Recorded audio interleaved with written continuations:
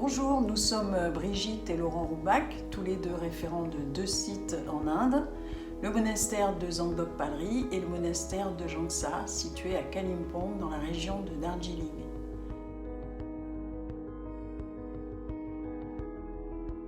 Ma mission, elle commence déjà à Paris. Il s'agit de monter l'équipe et ensuite de réserver les hôtels, de réserver les billets d'avion. Une fois arrivé là-bas, ça consiste à rencontrer les responsables des sites où nous allons, d'évaluer un peu s'il y a eu des difficultés, de voir les besoins, de prendre des nouvelles, aussi de redistribuer l'argent, c'est un aspect évidemment très important. De mon côté, je m'occupe tout à fait spécifiquement des parrainages. Sur le terrain, faire des interviews et des photos, ramener des nouvelles aux parrains et marraines et faire en sorte que le lien entre les filleuls et les sponsors soit le plus intéressant, le plus vivant et le plus durable possible.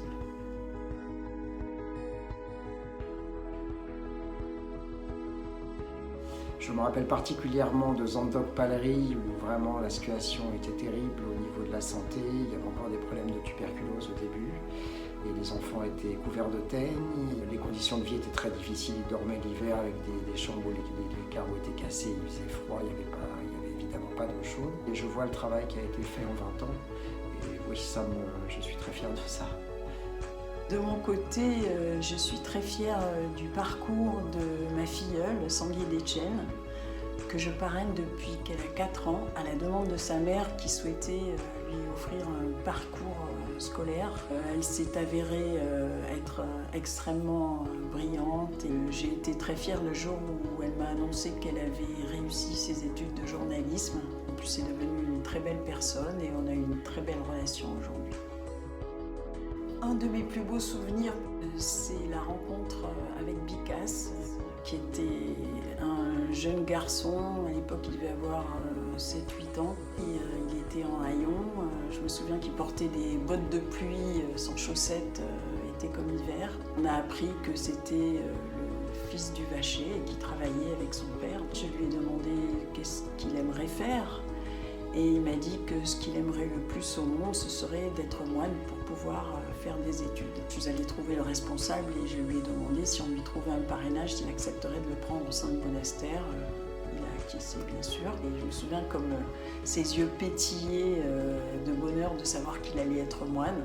L'année d'après, d'après son parrainage, on ne le reconnaissait plus tellement il avait grossi déjà parce qu'il mangeait à sa faim. Encore une histoire incroyable où un parrainage peut changer complètement le cours d'une existence. Alors ça, c'est vraiment des grandes joies pour nous, évidemment.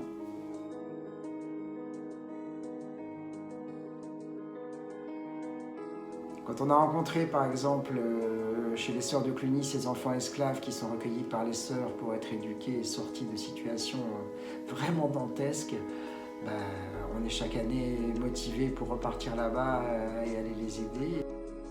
Je trouve que le fait d'aller sur place nous met vraiment face aux réalités de leur existence et donne un élan pour travailler toute l'année pour eux.